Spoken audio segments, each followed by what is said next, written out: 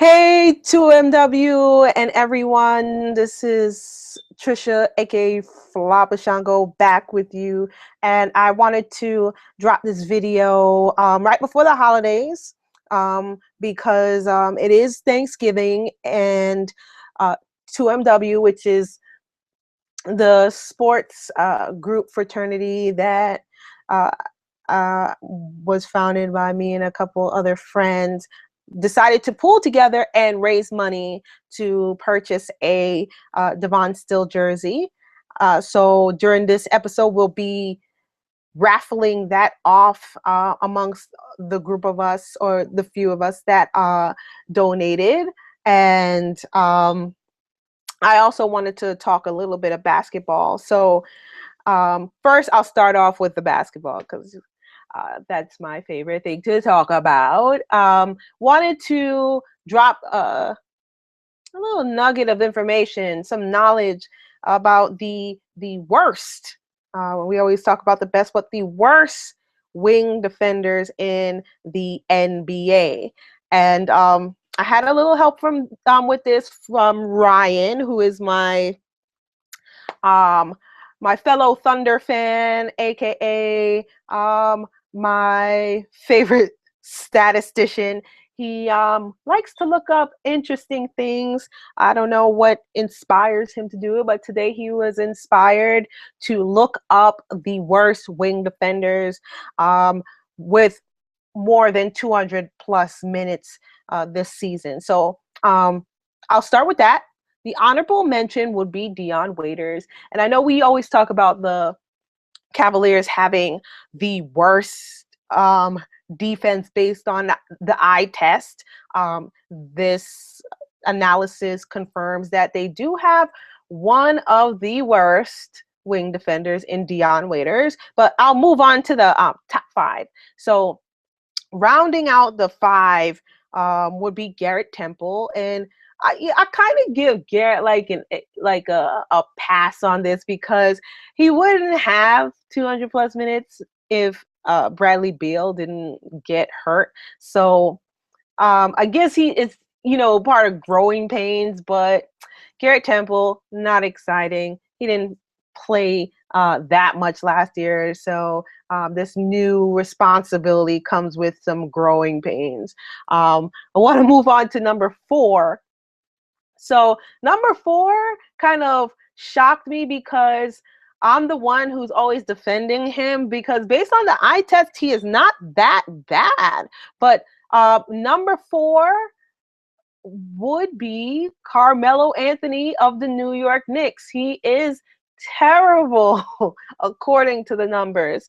Now, I know a lot of you right now saying duh, but I think that Carmelo, I mean, he looked like he goes all out, but apparently it's not effective. So yeah, Carmelo Anthony at number four. And further confirming how bad the Knicks are, number three would be another Knick, Tim Hardaway Jr. Tim Hardaway Jr. I mean, maybe it's because I get swept up into the hype when I'm watching games with Knicks fans, but he is definitely polarizing. Or maybe he's just the only hope. I don't know what drives everyone in New York nuts about Tim Hardaway Jr., but he is the third worst wing defender in the league of all guards with plus 200 minutes this season. And just to add on to that, his opponents, okay, so guys that are on offense against Tim Hardaway, apparently they might be salivating at the opportunity because his opponents are 20% better from three against him than other defenders in the league. So I guess people's eyes widen and their hearts warm when they see Tim Hardaway Jr. Defending him, because they'll most likely be able to score.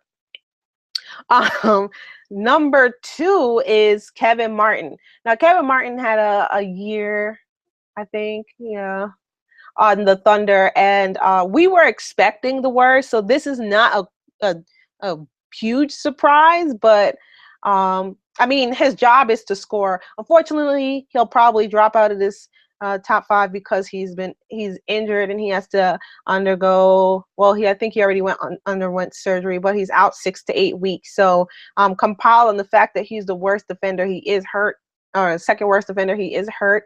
But this wasn't surprise. Lastly, at number one, the worst, and I'm saying it and over exaggerated because I have so many friends who are fan of his team.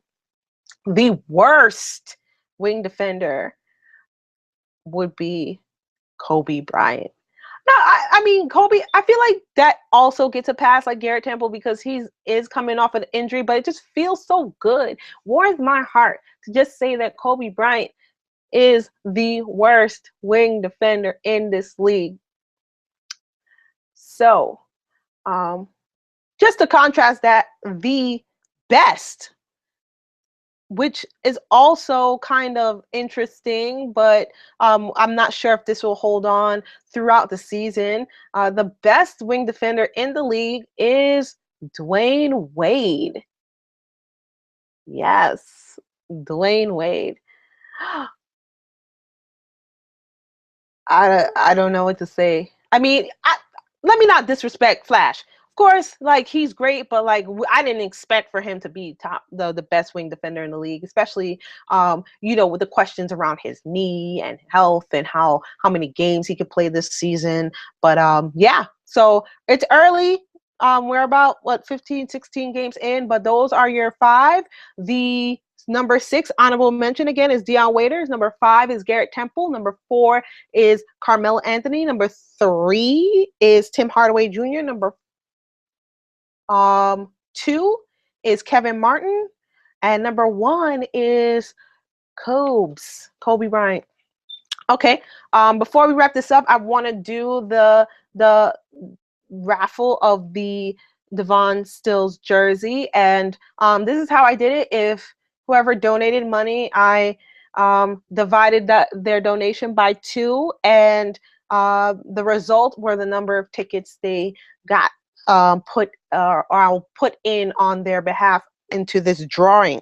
So I want to pull out my popcorn box. This is the box that I use when the debates get hot and steamy, and I just want to bring out my my popcorn to enjoy the trolling. So here it is, the infamous popcorn.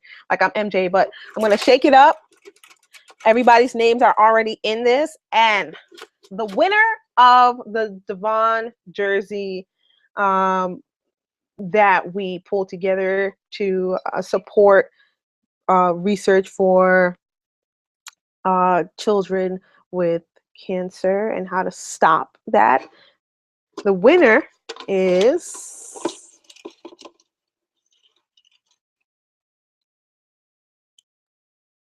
Ryan. Ryan, you won the jersey. I'll be contacting you shortly to get your size, and you'll get that soon. So what's special about that is that Ryan was the inspiration for this fundraiser. So I'm kind of happy that he won this, but we are raising money for a second jersey. So anybody in 2MW who hasn't participated has an opportunity to donate so we can do some more good. With that said, that's it for today. I hope you enjoyed this episode of, Papa Shango, Chaos, and a little bit of 2MW. Until next time, have a happy Thanksgiving.